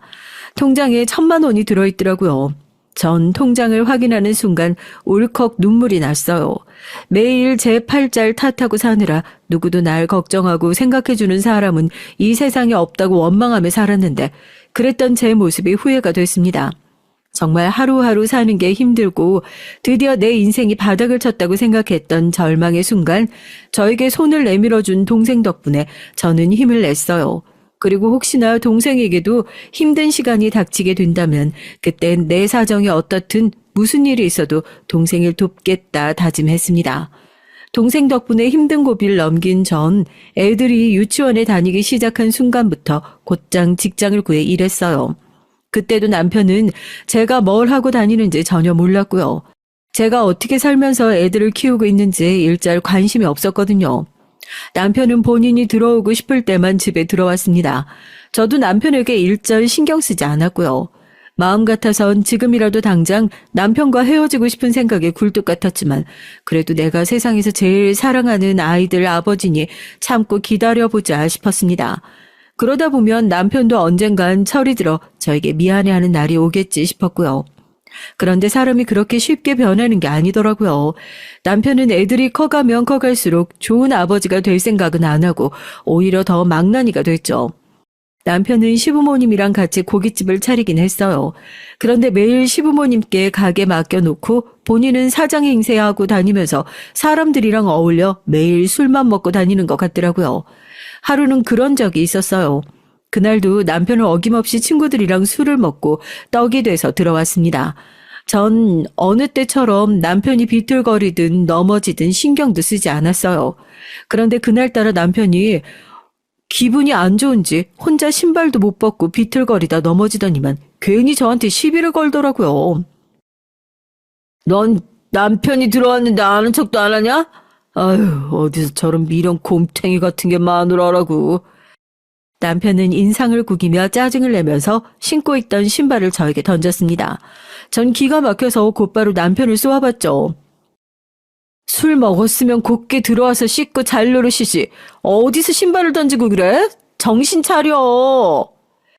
몇 년 동안 마치 사람을 없는 사람처럼 취급하더니만 술에 진탕 취해 들어와서 한다는 짓이 아내에게 신고 있던 신발을 던지는 거였어요. 정말이지 사람 같지 않아서 상정도 하고 싶지 않았습니다. 이 옆에 내가 어디서 감히 남편한테 큰 소리를 내?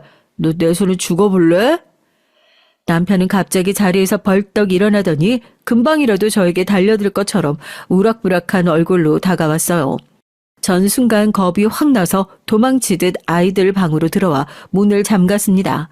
지금까지 남편이 수도 없이 많이 술에 취해 들어왔지만 그날만큼은 달랐어요. 술에 취해 저에게 소리치던 남편 얼굴이 꼭 다른 사람처럼 보였거든요. 저와 아이들을 해칠지도 모르겠다는 생각이 들었죠. 그런데 바로 그 다음날 아침 생각지도 못한 일이 벌어졌습니다. 남편도 지난밤에 저에게 한 행동이 미안하긴 했는지 웬일로 생활비를 주더라고요. 그동안은 장사 준비하느라고 힘들어서 못 줬었는데 앞으로는 조금씩 줄 수 있을 것 같아. 당신이 알아서 애들 다니고 싶다는 학원도 보내고 옷도 좀 사주고 그래. 전 오늘 아침에 해가 서쪽에서 떴나 싶었습니다. 남편에게 몇 년 만에 생활비를 받는 건지 모르겠더라고요. 몇 년 만에 주면서 생색내는 게 꼴 같지 않긴 했지만 그래도 돈은 받았어요. 고맙다고 수고했다는 말도 해줬고요. 좀만 기다려. 이제 금방 입소문만 나면 돈 긁어 모으는 건 시간 문제야. 가게 대박만 나면 오늘 준 거에 2배씩 줄 테니까 기대해. 남편이 원래 이렇게 허풍이 심한 사람이었나 싶을 정도로 남편은 신이 나서 연신 떠들었습니다. 전 그나마 장사가 잘 되는 것 같아 다행이다 싶었지만 남편 가게와 상관없이 일은 계속 다녔어요. 남편이 말한 대로 정말 앞으로도 식당이 잘 돼서 저에게 생활비를 넉넉하게 줄 수도 있지만 저로선 남편에게 온전히 의지하고 싶지 않았습니다. 남편이야 전혀 모르고 있지만 사실 그동안 제가 일도 하고 동생에게 도움을 받아 아이들을 키우며 살면서 남편 원망을 얼마나 했는지 몰라요. 본인이 잘못한 일 때문에 우리 가족 모두가 힘들어진 건데도 남편은 저나 아이들에게 전혀 미안한 마음이라고는 없이 일절 책임지려고 하지 않았던 모습이 너무도 실망스럽고 원망스러웠습니다. 솔직히 애들 아빠니까 같이 산 거지 사실 남편에 대한 미운정마저 떨어진 지 오래됐어요. 마음 같아선 만약 아이들이 없었다면 이혼했을 거예요. 그동안 남편과 살면서 이혼 생각을 수도 없이 했었거든요. 하지만 전 매일매일이 고난이다 여기며 꾹꾹 견뎠습니다. 애들이 초등학교 갈 때까지만 참자, 중학교 갈 때까지만 좀 더 참아보자 하면서 참고 살았던 게 효과가 있었던지 어느새 남편과 20년 넘게 살고 있네요. 그동안 별의별 일도 많았지만 저는 잘 참았어요. 오히려 말도 안 되는 게 제 여동생이 제부와 이혼을 했습니다. 제부가 일 때문에 많이 바쁘긴 했어도 둘 사이에 별 문제 없다고 생각했었는데 제가 모르는 일이 둘 사이에 있었나 봐요. 아이들이라면 끔찍한 제 동생이 생각보다 쉽게 이혼을 선택했어요. 제가 이제 와서 왜 이혼하려고 하냐고 물었더니 동생 말이 너무 외로워서 이혼한다고 하더라고요. 언니, 내가 결혼해서 20년 가까이 사는 동안 남편이랑 한 집에서 산 건 절반인 10년도 안 될걸? 네 남편이 검사라 매년 지방 발령 나는 걸 어떻게 해. 애초에 능력 있는 검사 남편이랑 살려면 그 정도는 감수해야지. 언니, 지방 발령이 문제가 아니야. 그 인간이 얼마나 일에 미쳐 있는지 같이 살아도 같이 사는 것 같지가 않았다니까. 집에 있어도 하루 종일 일 생각밖에 안 했어. 동생 앞에서 이런 말까지는 안 했지만 사실 전 여동생이 제부 때문에 너무 외롭고 힘들었다고 말하는데 오히려 그런 여동생이 부러웠습니다. 전 20년 넘게 남편이랑 내내 남처럼 살았는데도 한 번도 같이 있고 싶다거나 외롭다고 생각해 본 적이 없거든요. 정작 부부로서 애정이 없는 우리 부부가 이혼하는 게 맞는데 어쩌다 동생네 부부가 먼저 이혼을 했는지 모르겠어요. 동생이 이혼하고 많이 힘들 때 제가 옆에 좀 있어줬어야 했는데 저도 일하면서 애들 키우느라 정신이 없었습니다. 그래서 마음만 앞섰지 동생한테 연락도 자주 못했어요. 그러던 중 일이 좀 있었어요. 여동생네 조카가 콩쿠르에 나갔다가 대상을 타서 친정 식구들끼리 조촐하게 파티를 한다는데 제가 일 때문에 못 갔습니다. 남편에게 잠깐 들렀다 오라고 했는데 역시나 제 말을 들을 리가 없죠. 전 너무 미안했어요. 안 그래도 동생이 이혼하고 직장 구하러 다니느라 혼자 고생하는 걸 뻔히 다 아는데 제가 도움이 전혀 되지 못하는 것 같아 너무 미안했습니다. 그래서 조금이나마 미안한 마음을 덜고자 전 동생에게 용돈을 좀 보냈어요. 봉투에 넣어서 주면 동생이 안 받을 것 같아서 연락 없이 그냥 동생 계좌로 100만 원 입금했습니다. 제 형편에 100만 원이면 큰 돈이지만 동생에게 주는 건 하나도 아깝지 않았어요. 지금까지 동생이 저에게 해준 거에 비하면 그까지 100만 원은 아무것도 아니거든요. 제가 힘들 때 옆에서 제일 많이 위로하고 도와준 게 바로 동생이었으니까요. 그런데 그날 저녁 일이 벌어졌습니다. 그날도 역시나 남편은 어디서 또 술을 마시고 왔는지 술에 잔뜩 취해서 집에 들어왔더라고요. 그러더니 다짜고짜 저를 불렀습니다. 야, 이 도둑년 어딨어? 전 순간 이 남자가 이제 나의 정신줄을 다 놓아버렸나 싶었어요. 애들이 둘 다 자고 있었기에 망정이지 애들이 들었으면 큰일 날 뻔했네요. 전 놀라서 헐레벌떡 현관으로 나갔습니다. 당신 도대체 술을 얼마나 먹은 거야? 왜 자꾸 다짜고짜 집에 들어오자마자 소리부터 질러? 이러다 애들 다 깨겠어. 이씨, 가장이 집에 들어왔는데 이놈의 새끼들이 안 일어나고 뭐 하는 거야? 남편은 그만하라고 해도 정신이 나갔는지 오히려 더 큰 소리로 떠들었어요. 심지어 애들을 깨우겠다고 난리를 쳤습니다. 전 혹시나 애들이 깨기라도 할까 걱정돼서 남편 입을 틀어 막았죠. 그만 좀 하라고요. 그러나 미간을 잔뜩 구긴 남편이 제 손을 밀어냈습니다. 전 남편의 힘에 못 이겨 바닥으로 쿵 소리를 내며 넘어졌고요. 그때였어요. 전 정신이 없어서 바닥에서 일어나지도 못하고 있는데 남편은 도와주지는 못할 망정 제 어깨를 짓눌렀습니다. 그러더니 한다는 소리가 충격적이었어요. 이 도둑년이 내가 오냐오냐 해주니까 네가 눈에 뵈는 게 없지? 감히 내 허락도 없이 동생한테 100만 원이나 보냈어? 너 죽고 싶냐? 전 순간 눈이 휘둥그레졌습니다. 남편이란 인간이 제가 동생에게 100만 원 입금한 걸 어떻게 알았는지 혼자 성이 나선 저더러 도둑년이라고 한 거예요. 또 시작이었습니다. 이 인간이 술만 먹었다 하면 아주 정신을 못 차렸어요. 전 술 취한 사람이랑 무슨 말을 해봐야 소용이 있을까 싶어 내일 술 깨면 다시 얘기하자고 그러고는 자리를 피하려고 했죠. 그런데 그때 남편이 갑자기 제 머리끄덩이를 잡았어요. 이년이 감히 내가 말하는데 도망을 가. 너 이 도둑년아, 빨리 내 돈 100만 원 찾아와. 힘이 얼마나 센지 남편의 손에 머리를 붙들린 전 꼼짝도 못했죠. 전 애써 비명소리가 튀어나오려는 제 입을 틀어 막았습니다. 혹여나 애들이 깨기라도 할까봐요. 그만 좀 해, 여보. 도대체 술 먹으면 왜 이러는 거야? 정신 좀 차려. 전 남편이 무서웠어요. 예전엔 이 정도는 아니었는데 이제 술만 먹었다 하면 자꾸만 깽판을 치니 제가 감당할 수가 없었어요. 전 애써 남편을 달래서 방까지 끌고 가 재웠습니다. 그날 밤 혼자 얼마나 울었는지 몰라요. 지금까지 남편과 살면서 남편에게 사랑받지 못하고 금전적으로 지원받지 못했던 건 그래도 견딜만 했습니다. 어쩌면 그건 남편의 의도만으로 할 수 없는 일이었을지도 모르니까요. 하지만 아무리 술에 취했다 해도 절 함부로 대하는 건 용납할 수가 없었어요. 전 그날 밤 결심했습니다. 애들을 걱정한다는 핑계로 더는 참아주지 않겠다. 그리고 남편과 이혼하겠다고요. 다음 날 아침 전 남편이 일어나길 기다렸어요. 그리고 전날 숙취로 머리가 깨질 것 같다며 물 좀 가져다 달라 외치는 남편에게 친절하게 꿀물을 가져다 줬죠. 그리고 전 저의 결심을 남편에게 얘기했습니다. 내 말 잘 들어. 나 당신이랑 이혼할 거야. 그러니까 이혼하게 되면 재산 분할이랑 아이들 문제는 어떻게 할 건지 생각해둬. 제 말에 놀란 남편은 입에 물고 있던 꿀물을 뱉었습니다. 그러더니 저에게 갑자기 무슨 소리를 하냐고 황당하다는 식으로 얘기를 하더군요. 내가 어제 술 좀 늦게까지 먹고 왔다고 이러는 거야? 아이고, 우리가 실혼도 아니고 그깟 일 가지고 이혼은 무슨 이혼이야. 그깟 일 아니야. 당신 어제 나 밀치고 머리끄덩이까지 잡았어. 내가 아무리 얘기를 해도 기억이 안 나는 척 하겠지만 진짜야. 난 당신한테 이런 취급 받으면서 절대 못 살아. 남편은 제 말에도 심각성을 전혀 느끼지 못했습니다. 오히려 제 말에 시시덕거리며 웃었어요.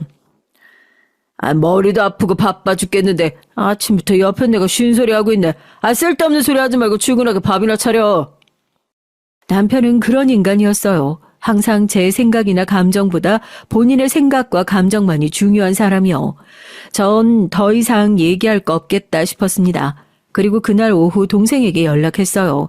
저보다 먼저 이혼을 해본 동생에게 조언을 구하려고요. 그런데 연락을 했다가 신기한 얘기를 들었죠. 동생이 민망해하면서 얘기하는데 글쎄 제부랑 다시 합치기로 했다네요. 전 제 일은 새까맣게 까먹을 정도로 너무 좋았습니다. 그럼 그렇지. 이혼해도 내가 해야지. 너희가 왜 하니? 너무 잘 생각했다. 잘했어 정말. 그만해 언니. 나도 민망해 죽겠어. 근데 언니 말은 또 뭐야? 언니가 이혼하긴 왜 이혼을 해? 안 그래도 정신없을 동생에게 할 얘기는 아니었지만 그래도 동생에겐 제일 먼저 얘기해야 할 것 같아 지금까지 남편과 있었던 얘기를 했어요. 그리고 이혼하겠다고도 얘기했습니다. 제 말에 잔뜩 심각해진 목소리에 여동생이 저에게 곧바로 이혼하라고 소리쳤어요. 뭘 망설여. 내가 도와줄 테니까 걱정하지 말고 이혼해. 어디 사는 새끼가 할 짓이 없어서 마누라한테 손을 대? 내가 그 자식 가만히 안 둘 거야. 저보다 더 흥분한 동생을 말리느라 고생했죠. 그리고 며칠 뒤 동생은 곧바로 행동으로 옮겼습니다. 그리고 전 아주 빠른 시일에 남편과 깔끔하게 이혼했고요. 동생과 재결합한 제부가 아니었다면 전 이혼에 성공하지 못했을 거예요. 이게 다 동생과 제부 덕입니다. 제 얘기를 듣게 된 제부가 절 많이 도와줬거든요. 검사의 인맥을 다 동원해서 제 남편의 뒷조사를 싹 했어요. 그러곤 제가 낸 이혼 소송에 큰 힘을 실어줬고요. 알고 보니까 남편 이 자식이 직장까지 잘리고도 아직도 정신을 못 차렸는지 또 멍청한 짓거리를 하고 있었더라고요. 시부모님이랑 고깃집을 차릴 때 식당 자리가 아닌 곳에 허가를 제대로 받지 않고 불법 시공까지 해서 장사를 했더라고요. 그뿐만이 아닙니다. 고깃집에서 사용한 고기의 원산지도 내내 속이고 장사를 했고요. 증거를 취합하자마자 제부는 남편을 기소했습니다. 남편은 그 외에도 식당에 있는 지역 공무원에게 뇌물까지 먹인 죄목이 추가됐고요. 파면 팔수록 남편이 저지른 만행들이 자꾸만 나오니 전 오히려 기가 막혔죠. 인간 자체가 갱생불가였습니다. 그로부터 얼마 뒤 제부가 저 때문에 남편의 앞길을 막은 걸 알게 된 남편이 제 앞에 찾아와 손이 발이 되도록 빌었어요. 여보, 아무리 내가 잘못을 했어도 부부로 산 세월이 있는데 나한테 이러면 안 되지. 우리 가게 망하면 우리 부모님도 다 망하는 거 몰라? 난 몰라도 우리 부모님은 당신한테 잘해줬잖아. 거기다가 내가 또 망해서 돈도 못 벌어봐. 우리 새끼들 양육비는 어떻게 해? 이혼할 때 하더라도 우리가 애들 부모인데 살 길은 만들어 놓고 헤어져야지. 남편은 말을 참 잘해요. 제가 어느 대목에서 흔들리는지 아주 잘 알고 있었습니다. 애들 얘기를 하니 저도 모르게 살짝 흔들렸어요. 피차 시간도 없고 바쁜데 쓸데없는 소리 하지 말고 그냥 내 조건대로 이혼해줘. 그럼 식당 고소 문제는 생각해 볼게. 전 양육권과 집을 저에게 넘겨달라고 얘기했어요. 제가 지금까지 남편에게 받은 스트레스와 피해를 생각하면 집 정도는 무조건 받아야 한다고요. 남편은 집 얘기에 또 한 번 버럭하려고 하다가 간신히 참더군요. 그러더니 알겠다고 식당 일만 잘 해결해주면 제가 원하는 대로 이혼해주겠다고 했습니다. 그렇게 전 동생과 제부 덕분에 이혼했어요. 양육권과 집도 넘겨받았고요. 하지만 아직 남편 식당과 관련 소송은 진행 중입니다. 남편은 저에게 매일 찾아오고 연락해요. 약속대로 잘 진행되도록 제부에게 얘기해달라고요. 내가 검사도 아닌데 그걸 내가 어떻게 마음대로 해? 당신 대한민국 검사 도대체 어떻게 생각하는 거야? 제 말에 남편은 난리를 쳤지만 전 그대로 연락을 끊어버렸습니다. 그리고 남편과 살던 집도 팔고 여동생네 근처로 이사했어요. 물론 남편 식당 소송이 앞으로 어떻게 될지 모르겠네요. 저도 시부모님을 생각하면 마음이 쓰이지만 남편이 잘못한 일이니 당연히 죗값을 치러야 한다고 생각합니다. 저와 아이들은 이혼한 후에도 여전히 잘 지내고 있어요. 여동생네 조카들과 나이대가 비슷하다 보니까 가까이 살면서 서로 친형제처럼 사이좋게 잘 지내고 있죠. 저와 여동생처럼 말이에요. 여동생과 제부도 재결합하더니만 둘 사이가 더 좋아져서 아주 인꼬가 따로 없습니다. 저도 남편과 헤어진 후에 마음 졸이며 살 일이 없어서 한결 마음이 가벼워졌어요. 앞으로 또 우리 가족에게 어떤 일이 생길지 모르지만 앞으로는 항상 좋은 일만 생길 거라고 여러분께서 응원하는 댓글 많이 달아주세요. 저도 항상 여러분께 즐거운 일만 가득하시라고 기도하겠습니다. 지금까지 저의 얘기 끝까지 들어주셔서 감사해요.